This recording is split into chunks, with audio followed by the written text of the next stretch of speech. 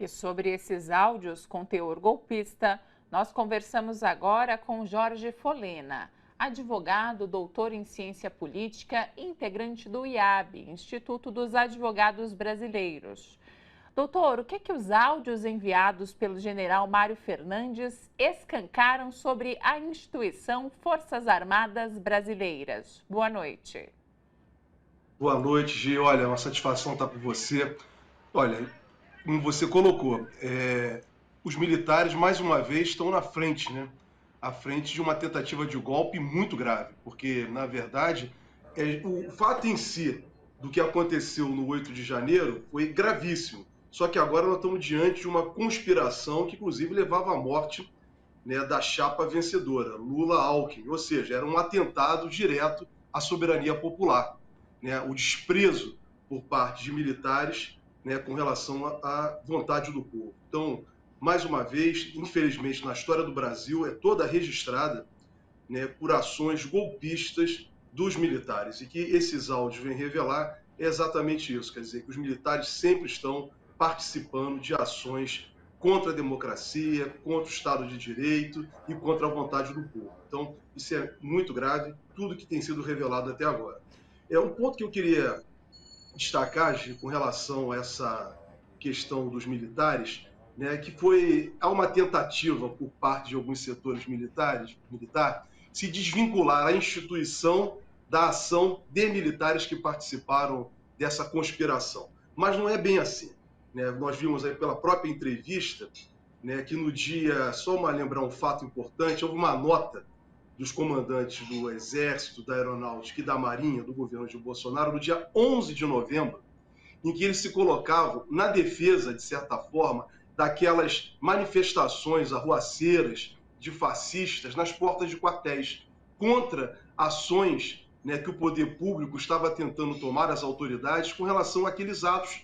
Né? E você veja agora aí, né, o general que estava exatamente ali conspirando, articulando essas manifestações nas portas de quartéis, inclusive dizendo que estimulando, né, que essas pessoas fossem para as ruas, né, conspirar contra a democracia.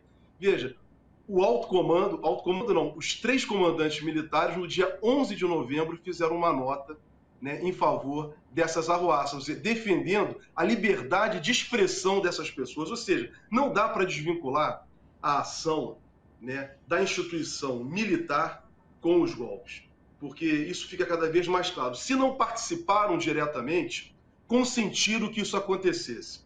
Né? E o maior consentimento disso fica registrado, né, na permanente manifestação indevida, inadequada contra a democracia que se dava nas portas dos quartéis. Então, os militares têm responsabilidade sobre isso, a instituição militar. É necessário, mais uma vez, aprofundarmos o debate no Brasil com relação, né, o comportamento dos militares na vida política do Brasil. Então, cada vez mais isso vai ganhando forças, porque eles se consideram, e o governo do Bolsonaro, para deixar bem claro, e o Bolsonaro falava isso, e os militares também, dizia que o governo do Bolsonaro era o governo dos militares. A influência do general Vilas Boas, a influência, né, de todo esse conjunto dos militares, porque eram milhares de militares ocupando os cargos públicos no governo de Bolsonaro.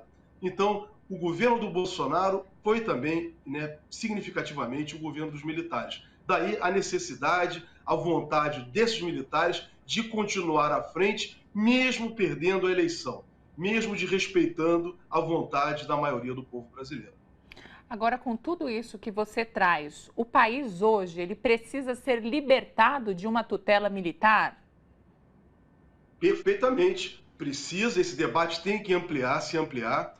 Veja, o maior exemplo da tutela militar no Brasil está no artigo 142 da Constituição, que os próprios bolsonaristas falavam o tempo inteiro, comentavam e pediam, que era exatamente a garantia da lei e da ordem. A garantia da lei e da ordem, Chico, é um instrumento, né, que é um instrumento monárquico que os militares se apropriaram, né, quando fundaram, né, a partir do momento em que o Brasil deixou de ser uma monarquia e se tornou uma república, e isso tem servido para eles como um instrumento político para intervir na vida política do Brasil. Então, em 1985, quando chegou o final da ditadura, né, nós civis não tivemos, a nova república em particular, não teve a força suficiente para impedir que essa tutela representada pela garantia da lei e da ordem fosse afastada do texto constitucional. Então, ela está prevista na Constituição brasileira, no artigo 142. E, infelizmente, né, diversos governos civis têm sempre convocado garantia da lei e da ordem. Agora mesmo, na G20, eu considero de uma forma infeliz ter colocado militares nas ruas do Rio de Janeiro para fazer policiamento. O lugar de militar é outro. Militar é para garantir, né, quando convocado em caso de ameaça estrangeira, garantir a soberania do país juntamente com a população no caso de uma ameaça externa. Não é para fazer policiamento. Né? Os militares são empregados o tempo inteiro, na verdade, não contra forças estrangeiras que não ameaçam o Brasil, mas são empregados contra a população brasileira e assim tem sido registrado na nossa história. Então, o debate político tem que se aprofundar, não podemos ter medo desse debate, que é exatamente excluir do texto constitucional, né, a garantia da lei e da ordem. Criarmos no Brasil, né, uma força de segurança, né, que não seja necessariamente formada por militares, né, tipo uma guarda nacional, como tem nos Estados Unidos, né, ou ampliar até mesmo, né, essa Força Nacional de Segurança, constitucionalizando, né, e tornando ela, né, um instrumento para garantia, né, de ações internas, para garantia da federação, da democracia, mas não colocar militar para isso. O papel do militar, previsto na própria Constituição, deveria ficar exclusivamente para casos de ameaça estrangeira. Agora, rapidinho aqui para a gente fechar. O Bolsonaro e o gabinete são citados pelo general Mário Fernandes, com a cobrança de atuarem. Isso pode complicar a situação do Bolsonaro? Rapidinho aqui para a gente fechar. Não, Bolsonaro está totalmente complicado. Não é por causa. Essas informações apenas elas vêm reforçar o envolvimento direto de Bolsonaro como chefe de uma grande organização criminosa, como ele tem sido investigado, para dar o golpe de Estado, que eles não conseguiram fazer até 31 de dezembro e tentaram no 8 de janeiro. Então está muito claro o envolvimento de Bolsonaro como chefe dessa grande organização criminosa. Muito obrigada. Boa noite. Volte sempre ao seu jornal. Bom, Gê. Boa noite, bom trabalho para vocês todos.